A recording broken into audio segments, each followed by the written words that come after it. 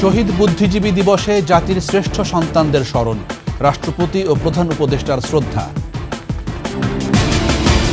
মুক্তিযুদ্ধের ধারাবাহিকতায় ২৪-এর গণ অভ্যুত্থান, বৈষম্যহীন রাষ্ট্র প্রতিষ্ঠা করতে চায় বিএনপি। দ্বিপাক্ষিক স্বার্থের ভিত্তিতেই ভালো সম্পর্ক চায় বাংলাদেশ, ভারতকে স্পষ্ট বার্তা পররাষ্ট্র উপদেষ্টার। আরাকান আর্মির মংডু দখলের পর নাফ নদীতে আতঙ্ক, বিপাকে ট্রলার মালিক, চালক ও জেলেরা। আদানির বিদ্যুৎ চুক্তি পুনর্বিবেচনার তাগিদ, জ্বালানি খাতে অনিয়ম ঠেকাতে স্বাধীন কমিটির পরামর্শ।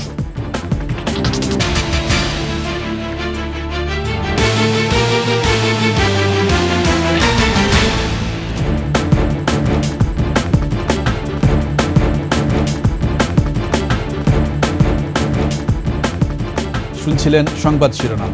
আমন্ত্রণ সন্ধ্যার ২১ সংবাদে, সাথে আছি আমি জাবের হোসেন। দর্শক, ২১ টেলিভিশনের সংবাদ একই সাথে সরাসরি দেখতে পাবেন আমাদের ফেসবুক পেজ www.facebook.com/2124 অনলাইনে। এছাড়া সাবস্ক্রাইব করতে পারেন www.youtube.com/@21etv চ্যানেলে। এছাড়া সংবাদে আরও থাকছে: শেষ শ্রদ্ধায় সিক্ত নিঃসঙ্গ কবি হেলাল হাফিজ, প্রজন্ম থেকে প্রজন্ম বেঁচে থাকবেন প্রেমের পংক্তিমালায়।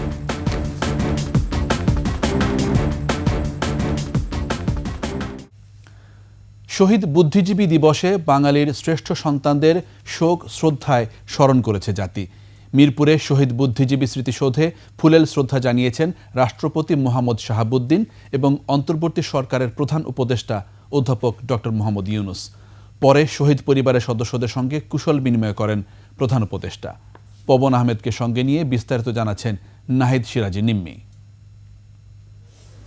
শনিবার সকাল ৭টা ১ মিরপুর শহীদ বুদ্ধিজীবী স্মৃতিসৌধে জাতির শ্রেষ্ঠ সন্তানদের শ্রদ্ধা জানাতে আসেন রাষ্ট্রপতি মোহাম্মদ শাহাবুদ্দিন। শহীদ বেদিতে ফুল দিয়ে কিছু সময় নীরবে দাঁড়িয়ে থাকেন। এরপর ফুল দিয়ে শ্রদ্ধা জানান অন্তর্বর্তী সরকারের প্রধান উপদেষ্টা ডক্টর মোহাম্মদ ইউনুস। এ সময় তিনি নীরবে কিছুক্ষণ দাঁড়িয়ে থেকে শ্রদ্ধা জানান শহীদদের প্রতি। বিউগলে বেজে ওঠে করুণ সুর। শহীদদের প্রতি শ্রদ্ধা জানিয়ে গার্ড অব অনার প্রদান করে ৩ বাহিনীর এক চৌকস দল। পরে প্রধান উপদেষ্টা যুদ্ধাহত মুক্তিযোদ্ধা ও শহীদ পরিবারের সদস্যদের সঙ্গে কুশল বিনিময় করেন। রাষ্ট্রপতি ও প্রধান উপদেষ্টা চলে যাওয়ার পর সর্বসাধারণের শ্রদ্ধা নিবেদনের উন্মুক্ত করে দেওয়া হয় স্মৃতিসৌধের বেদি। নাহিদ সিরাজি নিম্মি, ২১ টেলিভিশন, ঢাকা। বৈষম্যমুক্ত বাংলাদেশ গড়ার অঙ্গীকার করে দ্রুত নির্বাচনের দাবি জানিয়েছেন বিএনপি মহাসচিব মির্জা ফখরুল ইসলাম আলমগীর। শহীদ বুদ্ধিজীবী দিবসে জাতির শ্রেষ্ঠ সন্তানদের শ্রদ্ধা জানিয়ে একথা বলেন বিএনপি মহাসচিব।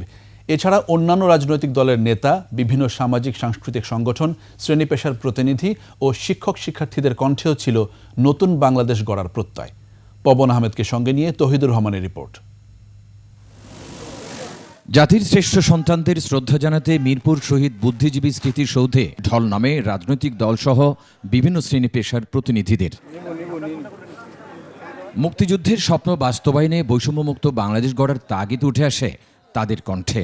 শহীদ মিনারে ফুল দিতে আসছি। মুক্তিযুদ্ধের যে চেতনা, সেই চেতনার বাংলাদেশ হবে, সেই বাংলাদেশ সমতাপূর্ণ একটা পৃথিবী হবে। রাষ্ট্রকে পিছিয়ে দেওয়ার চেষ্টা করেছে, তাদেরকে মাথায় রাখতে হবে।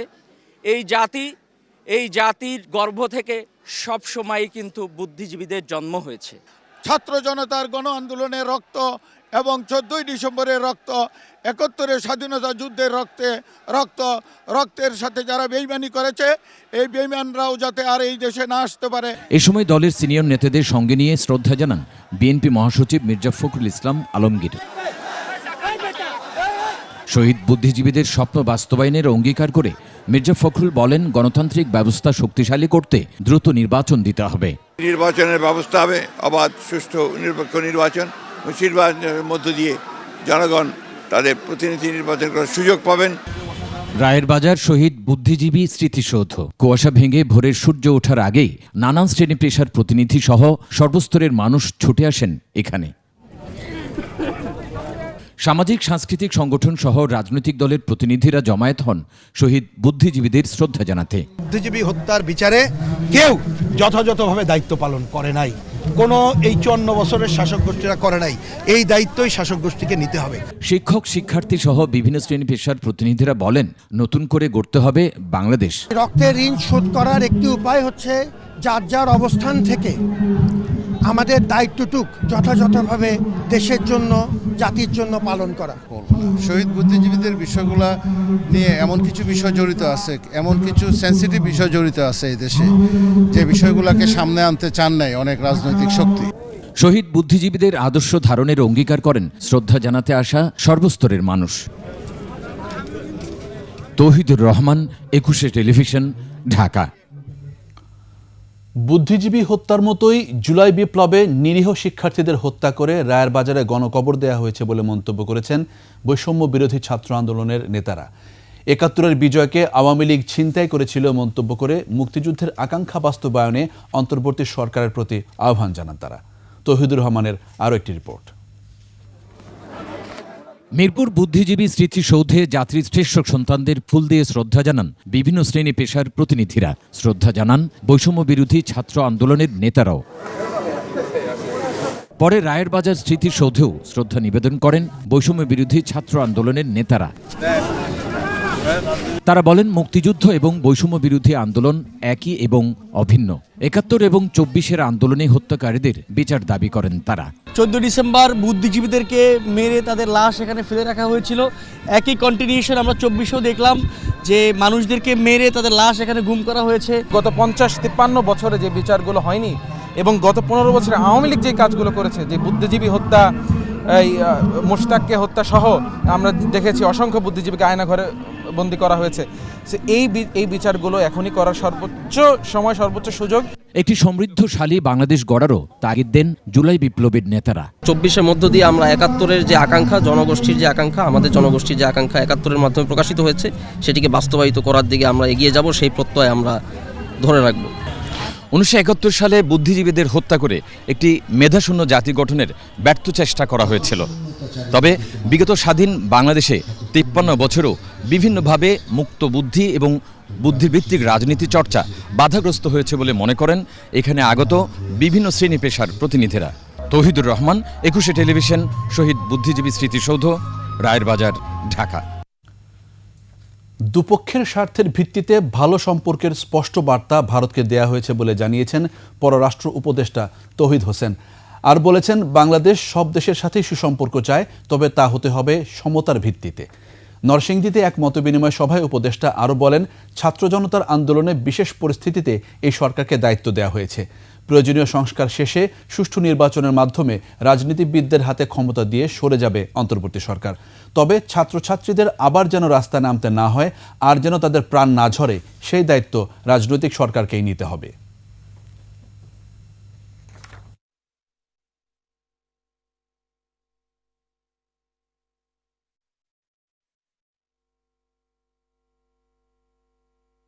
আমরা সব দেশের সাথে সুসম্পর্ক চাই, সমতার ভিত্তিতে, সম্মানের ভিত্তিতে, এবং আমরা এই লক্ষ্যেই কাজ করে যাচ্ছি। অনেকে ভারতের সাথে সম্পর্ক নিয়ে প্রশ্ন তোলেন, যেহেতু এক ধরনের একটা অস্বস্তি এই সরকার পরিবর্তনের পরে ছিল। আমি আপনাদেরকে এটুকু বলতে চাই, আমাদের পক্ষ থেকে আমরা খুব স্পষ্ট বার্তা দিয়েছি যে আমরা ভালো সম্পর্ক চাই, দুই পক্ষের স্বার্থের ভিত্তিতে। ৫ আগস্টের পর থেকে কৃত্রিম বুদ্ধিমত্তা বা এআই ব্যবহার করে সামাজিক মাধ্যমে বাংলাদেশ ও ভারতের সংখ্যালঘুরা অপপ্রচারের শিকার হচ্ছেন বেশি। এই অপপ্রচার রোধে জনসচেতনতার পাশাপাশি মূলধারার গণমাধ্যমের দায়িত্বশীল ভূমিকার তাগিদ বিশ্লেষকদের। মানিক শিকদারের প্রতিবেদন।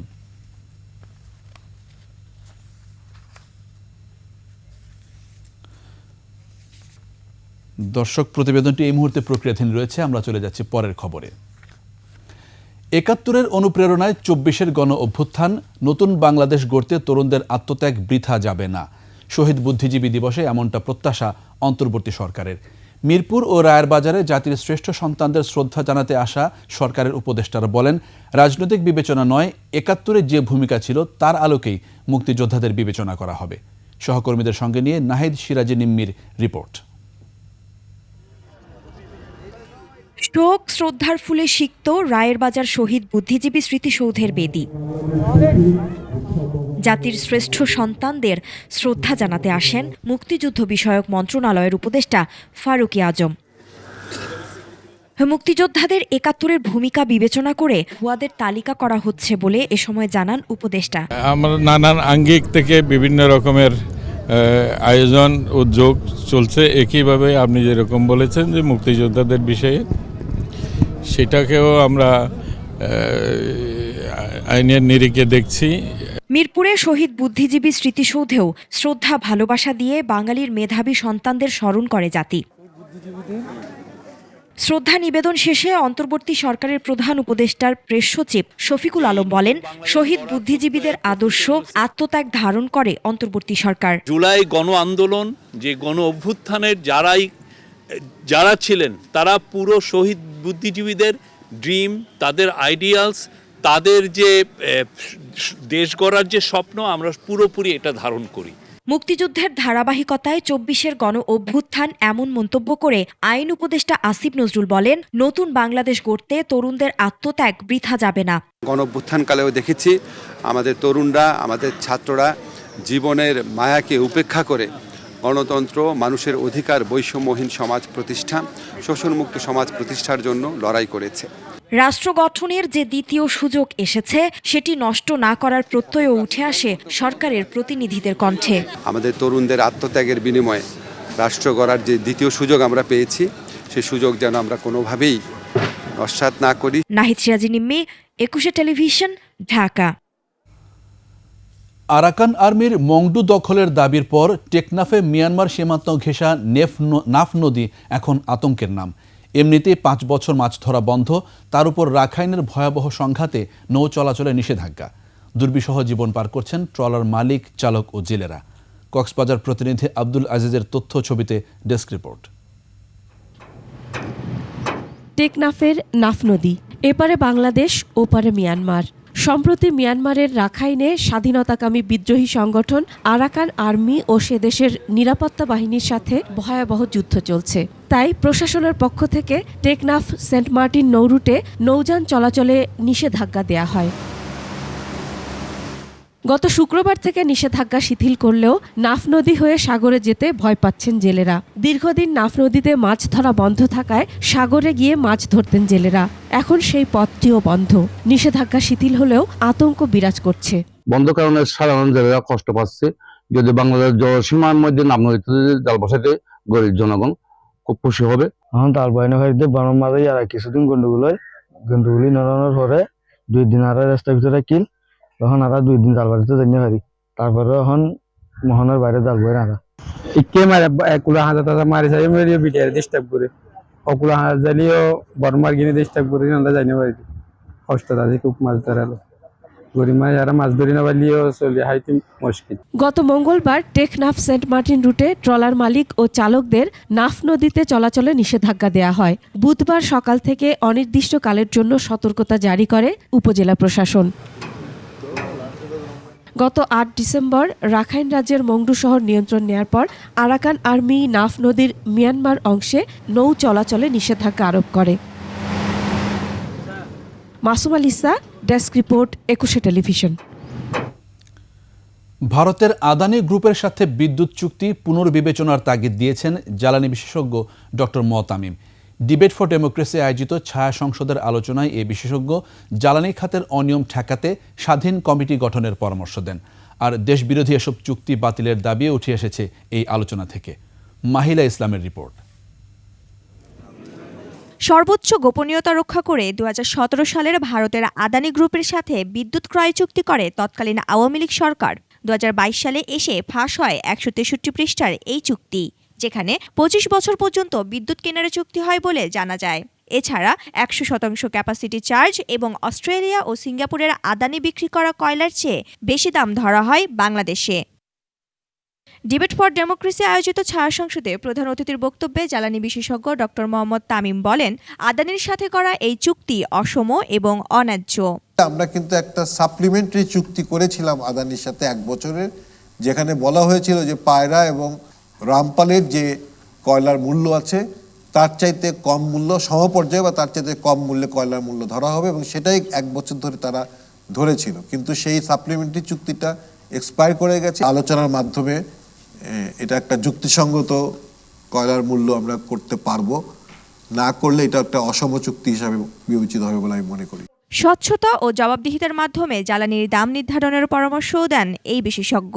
চাহিদা এবং সরবরাহ নিরূপণে অর্থাৎ পরিকল্পনার ভাবটি অন্য একটি সংস্থাকে দিয়ে দিই, যারা ইন্ডিপেন্ডেন্ট হবে, যারা সরকারি আমলা থাকবে না বা কোনো মন্ত্রণালয়ের আন্ডারে থাকবে না, নিজস্ব ক্ষমতা সম্পন্ন একটি কমিটি বা একটি সংস্থা যদি হয়, ভিপিডিবি তখন হয়তো শুধু এক্সিকিউশন।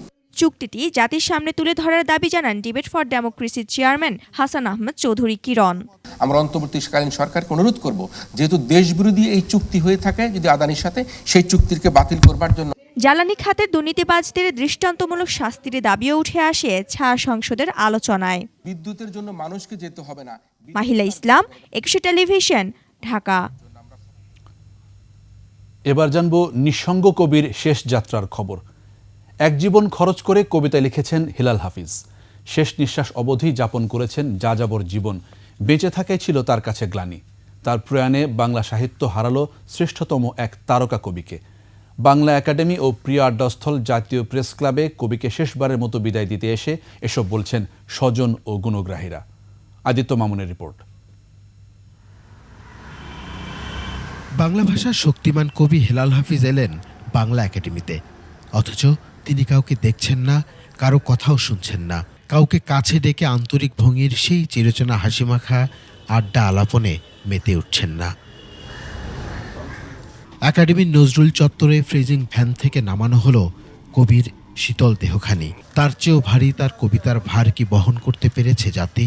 এ যেন শুধু নিথর পড়ে থাকা, বিস্তর অবজ্ঞায় উগরে দেয়া অবহেলা উপহাসের চূড়ান্ত জবাব। বাংলা একাডেমির শ্রদ্ধা আয়োজনে সমবেত হন তার ভক্তকুল। জীবন যখন গভীরতর অসুখে, তখনও তার কবিতা পংক্তিমালা মন্ত্র হয়েই শক্তি, সাহস আর স্পৃহা দিয়ে জাগিয়েছিল তারুণ্যকে। তার জীবনটাই কিন্তু কবিতার মতো। পরবর্তী প্রজন্মের কবিদের মাধ্যমে তিনি বেঁচে থাকবেন। স্বজনদের চোখ ভেজা হাহাকারে সীমাহীন শূন্যতা আর অপ্রাপ্তির কষ্ট, আছে সমাজ রাষ্ট্রের দায়িত্বহীনতার কথাও। আমার পরিচিতিটা ওর নামের, ওর বড় ভাই হিসাবে মোর লুক্রেটিভ হয়েছে দেন আমার ব্যক্তিগত পরিচয়। হেলাল হাফিজকে রাষ্ট্রীয়ভাবে একটু নজর দিলে হয়তো চিকিৎসাটা দেশে যদি না হয় বিদেশেও হয়, কিন্তু আমরা এরপরে আর এই রাষ্ট্রের কাছ থেকে এই ধরনের কোনো রেসপন্স পাইনি। কবিতাই কবিকে মৃত্যুঞ্জয়ী চিরযৌবনা করে রাখবে, তবুও সরকার মরণোত্তর রাষ্ট্রীয় সম্মাননায় ভূষিত করার বিষয়টিকে গুরুত্ব দেবে। উনি 21 পদক, স্বাধীনতা পদক এগুলো কিছুই পাননি। আমাদের সংস্কৃতি মন্ত্রণালয় এই বিষয়ে যা যা করার আছে আমরা নিশ্চিতভাবে সেটা করব। পরে কবিকে নেওয়া হয় তার প্রিয় আড্ডাস্থল জাতীয় প্রেস ক্লাবে, যেখানে কাটে কবি জীবনের বেশিরভাগ সময়। সবাইকে একত্রিত করতে পেরেছিলেন কবিতার মধ্যে, তাকে খণ্ডিত করার কোনো অধিকার আজকে আমাদের নেই।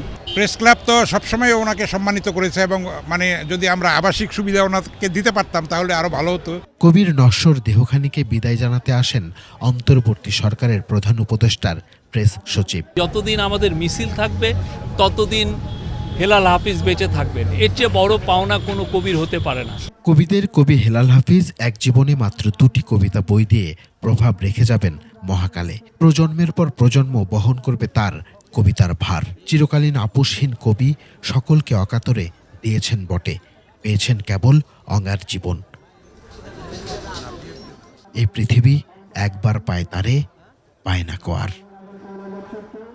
আদিত্য মামুন, 21 টেলিভিশন, ঢাকা।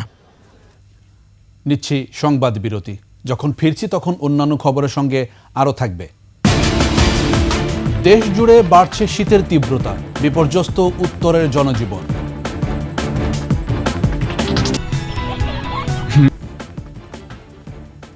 পাঁচ আগস্টের পর থেকে কৃত্রিম বুদ্ধিমত্তা বা এআই ব্যবহার করে সামাজিক মাধ্যমে বাংলাদেশ ও ভারতের সংখ্যালঘুরা অপপ্রচারের শিকার হচ্ছেন বেশি। এই অপপ্রচার রোধে জনসচেতনতার পাশাপাশি মূলধারার গণমাধ্যমের দায়িত্বশীল ভূমিকার তাগিদ বিশ্লেষকদের। মানিক শিকদারের প্রতিবেদন। হিটলারের শাসনকালে প্রতিপক্ষকে হেয় করতে নানা রকম অপপ্রচারের জন্য কুখ্যাত গোয়েবলস। হিটলারের পতন হলেও বিশ্বজুড়ে থেমে নেই অপপ্রচার। আধুনিক তথ্য প্রযুক্তির যুগে সামাজিক যোগাযোগ মাধ্যম সহ বিভিন্ন প্রচার মাধ্যমে অপপ্রচার পাল্লা দিয়ে বাড়ছে। রাজনৈতিক পট পরিবর্তনে সাম্প্রতিক সময় ভারত বাংলাদেশের নানা ইস্যু নিয়ে ফেসবুক, এক্স, টিকটক সহ নানা সামাজিক মাধ্যমে অপপ্রচারের সকল রেকর্ড ছাড়িয়েছে। সাম্প্রদায়িক এবং রাজনৈতিক ইস্যুতে সবচেয়ে বেশি মিসইনফরমেশন ছড়াইছে এই 3 মাসে, এবং আগের যে 3 মাস জুন, মে এবং এপ্রিল, এই 3 মাসের চেয়ে সেটা দ্বিগুণ ছিল। গত 4 মাসে এআই প্রযুক্তি ব্যবহার করে অপপ্রচারের প্রবণতা বেড়েছে। রাজনৈতিক ও সাম্প্রদায়িক অপপ্রচার আশঙ্কাজনকভাবে বেড়েছে। সাম্প্রদায়িক দৃষ্টিকোণ থেকে ছড়ানো মিসইনফরমেশনের সংখ্যাই সবচেয়ে বেশি, পাশাপাশি পলিটিক্যাল অ্যাঙ্গেল থেকেও। ফ্যাক্ট চেকাররা বলছেন, ইসকন ইস্যুতে ভারতের মুসলিম সংখ্যালঘু, বাংলাদেশের সনাতন সংখ্যালঘুরা অপপ্রচারের শিকার হচ্ছেন বেশি। এই ধরনের হুমকির মধ্যে পড়তেছেন যে বাংলাদেশের যে সিচুয়েশন তৈরি হচ্ছে এটাকে যেহেতু অতিরঞ্জিত করে দেখানো হচ্ছে, ওইখানে আতঙ্ক ছড়াচ্ছে এবং ওইখানকার সংখ্যালঘুদেরকে টার্গেট করা হচ্ছে। ফেসবুক, রিউমার, ইউটিউব বা টুইটার, এই যে এগুলি মাস মিডিয়া যেটা, এটাকে চ্যালেঞ্জ করার উপায় কিন্তু আমাদের নাই। গত 15 বছর গণমাধ্যমের কণ্ঠরোধ করায় দেশে অপপ্রচারের প্রবণতা বেশি বেড়েছে বলে মনে করছেন গণমাধ্যম সংশ্লিষ্টরা। এই 15 বছরে আমাদের সাংবাদিকরা, কিছু মালিক এবং সাংবাদিকরা এই যত্রতত্র মিডিয়াকে হাতিয়ার হিসেবে ব্যবহার করেছে। এখন দেখেন সরকার, অন্তর্বর্তীকালীন সরকার, কোনো ইন্টারফারেন্স কিন্তু মিডিয়াতে নাই। কোনো একটা মিডিয়া বলতে পারবে না একটা টেলিফোন আসছে, এই নিউজ দিও না, এই নিউজ দাও, কিচ্ছু করে নাই। কিন্তু নিজেরাই দেখেন সেলফ সেন্সরশিপ যাকে বলে করতেছে। অপপ্রচার রোধে সরকারি বেসরকারি উদ্যোগের প্রয়োজন বলে মনে করছেন বিশেষজ্ঞরা। ফ্যাক্ট ফাইন্ডিং করতে এটা সরকারের হেল্পও লাগবে, সুতরাং একই সাথে সরকারের পক্ষ থেকেই এই প্রতিষ্ঠানটা ডেভেলপ করা উচিত। মানিক শিকদার, 21 টেলিভিশন, ঢাকা। বিগত 16 বছর শুধু প্রতিবন্ধীরাই নয়, অধিকার হারিয়েছে দেশের সকল জনগণ। বিএনপি ক্ষমতায় গেলে সবাইকে সাথে নিয়ে সমন্বিতভাবে রাষ্ট্র গঠন করা হবে বলে জানিয়েছেন দলের ভারপ্রাপ্ত চেয়ারম্যান তারেক রহমান। ওমর ফাহিমের রিপোর্ট। রাজধানীর এলজিইডি মিলনায়তনে বিশেষ চাহিদা সম্পন্নদের সাথে আলোচনা সভায় প্রধান অতিথি হিসেবে ভার্চুয়ালি যোগ দেন বিএনপির ভারপ্রাপ্ত চেয়ারম্যান তারেক রহমান। দৈনন্দিন জীবনে কিভাবে নানা রকমের প্রতিবন্ধকতার শিকার হতে হয় তা তারেক রহমানের কাছে তুলে ধরেন প্রতিবন্ধীরা। প্রায় 2 ঘন্টা ধরে পিছিয়ে পড়া নারী পুরুষের কথা শুনে নিজের বক্তব্য রাখেন বিএনপির ভারপ্রাপ্ত চেয়ারম্যান তারেক রহমান।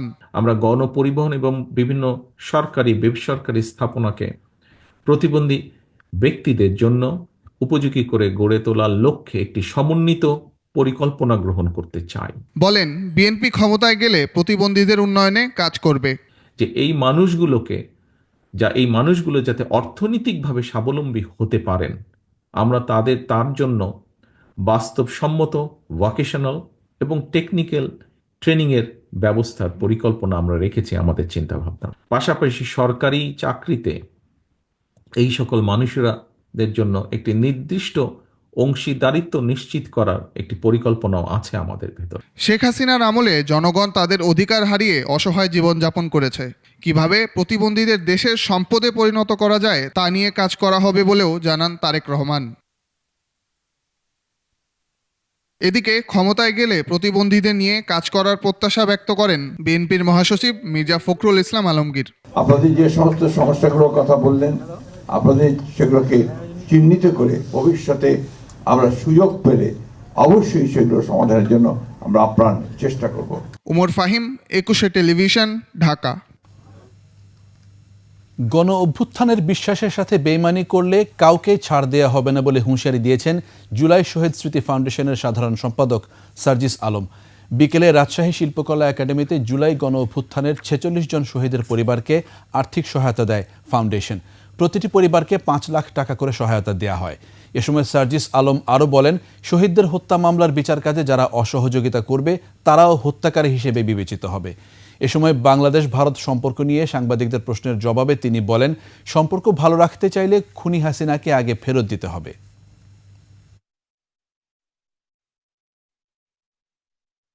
এই অভ্যুত্থানের স্পিরিটের সাথে বিশ্বাসঘাতকতা করছেন।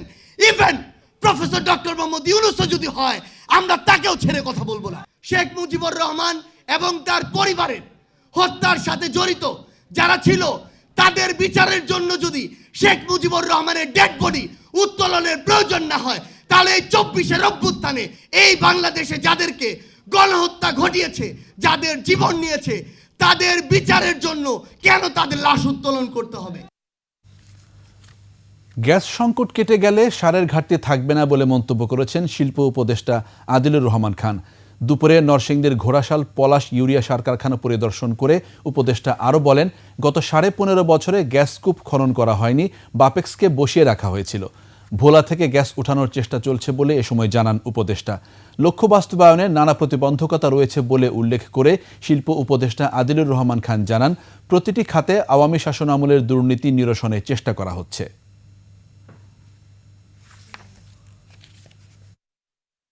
ভোলাতে কিছু গ্যাস পাওয়া গেছে, বাপেক্সের উদ্যোগে আবার গ্যাস খননের চেষ্টা হচ্ছে। গ্যাস যদি আমরা নিরবচ্ছিন্নভাবে পেতাম, তাহলে সমস্ত কারখানাগুলো চালু রেখে আমাদের সার আমদানি করতে হতো না। শীতের তীব্রতা বেড়েছে রাজধানী সহ সারা দেশে। উত্তরাঞ্চলে তাপমাত্রার পারদ নেমেছে 10-এর ঘরে। চুয়াডাঙ্গায় সর্বনিম্ন তাপমাত্রা 8.7। আগামী কয়েকদিনে দেশের বিভিন্ন স্থানে তাপমাত্রা আরও কমবে বলে জানিয়েছে আবহাওয়া অধিদপ্তর। প্রতিনিধিদের সহায়তায় ডেস্ক রিপোর্ট। পঞ্চগড়ে শুরু হয়েছে মৃদু শৈত্যপ্রবাহ। রাতভর ঘন কুয়াশা, হিমেল বাতাস আর হাড় কাঁপানো শীতে নাস্তানাবুদ হয়ে পড়েছে উত্তরের জেলার জনজীবন। আজ ভোরে 9.4 ডিগ্রি সেলসিয়াস রেকর্ড করা হয়েছে তেঁতুলিয়া আবহাওয়া পর্যবেক্ষণ কেন্দ্রে। রাস্তাঘাট দেখা যায় না, কুয়াশা, প্রচন্ড শীতের কারণে আমরা খুব কষ্ট পাচ্ছি। বর্তমানে অনেক ঠান্ডা, যারা কর্মজীবী মানুষ তারা ঠান্ডার জন্য ঘর থেকে বের হতে পারছে না। বর্তমানে ছিন্নমূল মানুষ যেখানে সেখানে পড়ে আছে, তারা কষ্টে আছে। শীতে কাঁপছে উত্তরের জেলা গাইবান্ধা। এ অঞ্চলের জনজীবন অনেকটাই স্থবির। সূর্যের দেখা না পাওয়ায় এর তীব্রতা আরও বেড়েছে। বিশেষ করে গাইবান্ধার 3 নদীর চরাঞ্চলের অবস্থা কাহিল। কামারজানি, মোল্লারচর, কাপাসিয়া, বেলকা, হরিপুরের চরাঞ্চলবাসী খড়কুটো জ্বালিয়ে করছে শীত নিবারণ। এই শীতের জন্য যিনি সেই গোসল বন্ধ করা যাচ্ছে না, মনে করেন যে কোনো রকমে কোনো গরু বাছুর নিয়ে খুব সমস্যার মধ্যে, মানে গলি সেই গরু বাই করে পারছি না। কি অবস্থায় কাজ করবো ভাই, যে শীতের অবস্থা না, হাত পাও খালি কাঁপতেছে থরথরে। দক্ষিণ পশ্চিমাঞ্চলে দুদিনের মধ্যে শীত বাড়তে পারে বলে জানায় আবহাওয়া অফিস। শীতে কুয়াশার চাদরে ঢাকা পড়েছে কুমিল্লা। ঘন কুয়াশা আর উত্তরের হিমেল হাওয়ায় বাড়ছে শীতের তীব্রতা। বিপাকে পড়েছেন দিনমজুর, খেটে খাওয়া এবং ছিন্নমূল মানুষ। রাঙ্গামাটিতে গেল কয়েকদিন ধরে শীতের তীব্রতা বেড়েছে। শহরে তীব্রতা না থাকলেও গ্রাম অঞ্চলে শীতের তীব্রতা বেশি। এদিকে চুয়াডাঙ্গায় ঘন কুয়াশা ও কনকনে ঠান্ডায় বিপর্যস্ত জনজীবন। উত্তর থেকে বয়ে আসা কনকনে ঠান্ডা বাতাস শীতের তীব্রতা আরও কয়েক গুণ বাড়িয়ে দিয়েছে। চুয়াডাঙ্গায় শুরু হয়েছে মৌসুমের প্রথম মৃদু শৈত্যপ্রবাহ। নিম্ন আয়ের মানুষ যারা, তারা রাস্তা বেরোয় আসতে পারতেছে না, কোনো কাজের সন্ধান পাইতেছে না। জনজীবন বিচ্ছিন্ন হচ্ছে, খেটে খাওয়া মানুষগুলা কষ্ট পাচ্ছে, তারা ঠিক মতন জনপাটে যেতে পারছে না। Yusuf Hasan Naim, desk report, 21 television. এবার বাণিজ্য সংবাদ।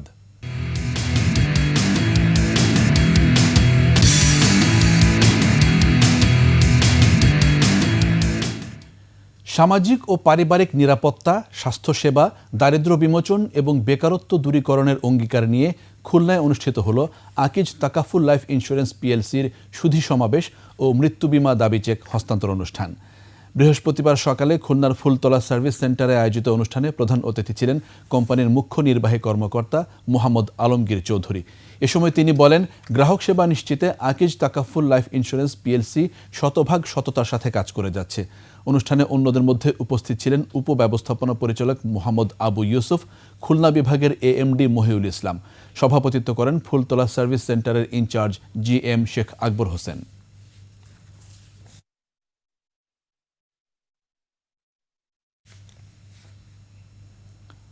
আবারও সংবাদ বিরতি। যখন ফিরছি তখন অন্যান্য খবরের সঙ্গে আরও থাকবে। অবশেষে অভিশংসিত দক্ষিণ কোরিয়ার প্রেসিডেন্ট, স্থায়ী অপসারণের সিদ্ধান্ত দেবে আদালত। দেখছেন সন্ধ্যার 21 সংবাদ। মহান বিজয় দিবস উদযাপন উপলক্ষে জাতীয় স্মৃতিসৌধ এলাকায় সব ধরনের নিরাপত্তা জোরদার করেছে ঢাকা জেলা পুলিশ। দুপুরে সাভারে স্মৃতিসৌধ পরিদর্শন করেন ঢাকা রেঞ্জের ডিআইজি AKM আওলাদ হোসেন।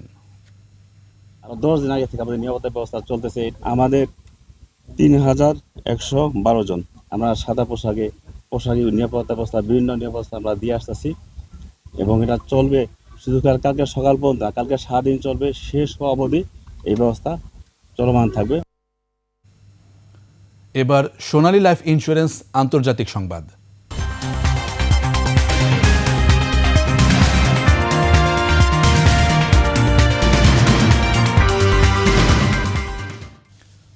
অবশেষে অভিশংসিত হলেন দক্ষিণ কোরিয়ার প্রেসিডেন্ট ইউন সুক ইয়োল।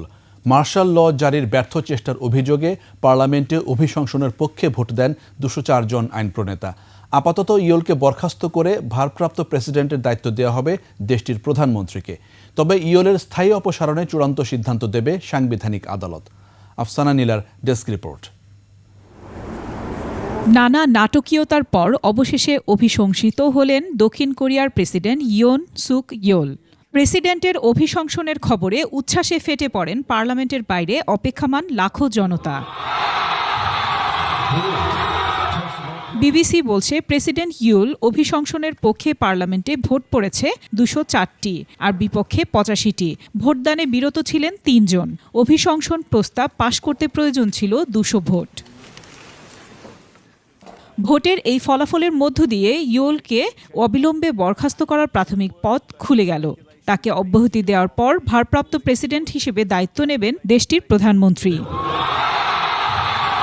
এ বিষয়ে শুনানি হবে সাংবিধানিক আদালতে। যদি আদালতে 9 সদস্য বিশিষ্ট কাউন্সিলের 6 জন অভিশংসন প্রস্তাবের পক্ষে মত দেন, তখনই কেবল প্রেসিডেন্টকে স্থায়ীভাবে পদ ছাড়তে হবে। এর আগে গত শনিবার ইয়োল বিরোধী দল নিয়ন্ত্রিত পার্লামেন্টে অভিশংসন উদ্যোগ থেকে রক্ষা পান। সেদিন তার ক্ষমতাসীন দল পিপল পাওয়ার পার্টির আইন প্রণেতারা পার্লামেন্টের ওই অধিবেশন বয়কট করায় বেঁচে যান তিনি। গত সপ্তাহে প্রেসিডেন্ট ইয়োলের আকস্মিক স্বল্পকালীন সামরিক আইন জারি করাকে ঘিরে দেশটিতে রাজনৈতিক অস্থিরতা শুরু হয়। তবে এত কিছুর পরেও ইয়োল বলেন তিনি পদত্যাগ করবেন না। আরও বলেন, তদন্ত বা অভিশংসন যাই আনা হোক না কেন, দৃঢ় থেকে শেষ পর্যন্ত লড়াই করবেন। তবে শেষ রক্ষা আর হলো না তার। আফসানা নীলা, ডেস্ক রিপোর্ট, 21 টেলিভিশন। ভারতকে অসহযোগী দেশগুলোর তালিকায় অন্তর্ভুক্ত করেছে যুক্তরাষ্ট্রের অভিবাসন ও শুল্ক প্রয়োগ সংস্থা ICE। শনিবার এই খবর জানিয়েছে ভারতীয় সংবাদ মাধ্যম NDTV। প্রতিবেদন থেকে জানা যায়, মার্কিন কর্তৃপক্ষের এই তালিকায় থাকা দেশগুলো প্রত্যর্পণ প্রক্রিয়ায় যথাযথ সহযোগিতা করে না। ভারত ছাড়াও তালিকায় রয়েছে Bhutan, Cuba, Iran, Pakistan, Russia এবং ভেনিজুয়েলা। দেশগুলোর সাক্ষাৎকার গ্রহণ, সময়মতো ভ্রমণ নথি ইস্যু এবং নির্ধারিত ফ্লাইটে তাদের নাগরিকদের ফেরত নিতে প্রয়োজনীয় সহযোগিতা প্রদানে ব্যর্থ হয়েছে বলে জানিয়েছে ICE। এছাড়া যুক্তরাষ্ট্র থেকে 14,50,000 অবৈধ অভিবাসীকে বিতাড়িত করার পরিকল্পনা করা হয়েছে। এর মধ্যে 18,000 অভিবাসী ভারতীয়। ক্রিকেট ক্যারিয়ারের অন্তিম মুহূর্তে সবচেয়ে বড় দুঃসংবাদ শুনলেন সাকিব আল হাসান। বিশ্বসেরা এই অলরাউন্ডারকে আর বল করতে দেয়া হবে না ইংল্যান্ডের কোনো ধরনের টুর্নামেন্টে। কেন এমন সিদ্ধান্ত ইংল্যান্ড ও ওয়েলস ক্রিকেট বোর্ডের, আর কেনই বা শেষ সময়ে এসে সাকিবকে যেতে হলো পরীক্ষাগারে? আকাশুজ্জামানের রিপোর্টে থাকছে তারই বিস্তারিত। বর্তমান সময়ে ক্রিকেট অঙ্গনের hot topic Shakib Al Hasan. BPL তো বটেই, দেশের হয়ে আর খেলতে পারবেন কিনা সে প্রশ্ন ঘুরপাক খাচ্ছে লক্ষ সাকিবিয়ানের মনে। রাজনৈতিক পালাবদলে আপাতত দেশে আসতে পারছেন না সাকিব, তাই বিদেশি লিগের খেলা দেখেই তৃপ্তি মিটছে সাকিব ভক্তদের। তবে সে পথেও এলো বড় বাধা। 14 বছর পর কাউন্টি খেলতে গিয়ে বিপদ ডেকে এনেছেন সাকিব আল হাসান। পাকিস্তানে ঐতিহাসিক সিরিজ জয়ের পর ভারত সফরের মাঝখানে এক ম্যাচের জন্য কাউন্টি খেলেছিলেন তিনি। 2 ইনিংস মিলিয়ে নিয়েছিলেন 9 উইকেট। সেই ম্যাচ শেষে সাকিবের বোলিং অ্যাকশন নিয়ে অভিযোগ জানায় আম্পায়াররা। ইংল্যান্ড ও ওয়েলস ক্রিকেট বোর্ড থেকে ডাক আসে সাকিবের। তারা জানান, এই দেশের হয়ে ঘরোয়া লিগ খেলতে হলে বোলিং অ্যাকশনের পরীক্ষা দিয়ে পাস মার্ক তুলতে হবে সাকিবকে। এখানেই ব্যর্থ হয়েছেন তিনি। লাফবরো বিশ্ববিদ্যালয়ে পরীক্ষা শেষে জানা যায় বোলিং করার সময় 15 ডিগ্রির বেশি কোনোই বাঁকা করেছেন সাকিব। তাই 2006 সালে অভিষেক হওয়ায় ক্রিকেটারের কপালে জুটল নিষেধাজ্ঞা। 477 ম্যাচে 712 উইকেট নেওয়া এই বোলার আছেন ক্যারিয়ারের অন্তিম মুহূর্তে। ক্রিকেট মাঠে সাকিবের বিচরণ দীর্ঘ হবে কিনা সেটা নিয়েই তৈরি হয়েছে শঙ্কা। আকাশুজ্জামান, 21 টেলিভিশন। শেষ করছি সন্ধ্যার 21 সংবাদ। যাবার আগে সংবাদ শিরোনামগুলো আরও একবার। শহীদ বুদ্ধিজীবী দিবসে জাতির শ্রেষ্ঠ সন্তানদের স্মরণ, রাষ্ট্রপতি ও প্রধান উপদেষ্টার শ্রদ্ধা। মুক্তিযুদ্ধের ধারাবাহিকতায় 24-এর গণ অভ্যুত্থান, বৈষম্যহীন রাষ্ট্র প্রতিষ্ঠা করতে চায় বিএনপি। দ্বিপাক্ষিক স্বার্থের ভিত্তিতেই ভালো সম্পর্ক চায় বাংলাদেশ, ভারতকে স্পষ্ট বার্তা পররাষ্ট্র উপদেষ্টার। আরাকান আর্মির মংডু দখলের পর নাফ নদীতে আতঙ্ক, বিপাকে ট্রলার মালিক, চালক ও জেলেরা। আদানির বিদ্যুৎ চুক্তি পুনর্বিবেচনার তাগিদ, জ্বালানি খাতে অনিয়ম ঠেকাতে স্বাধীন কমিটির পরামর্শ।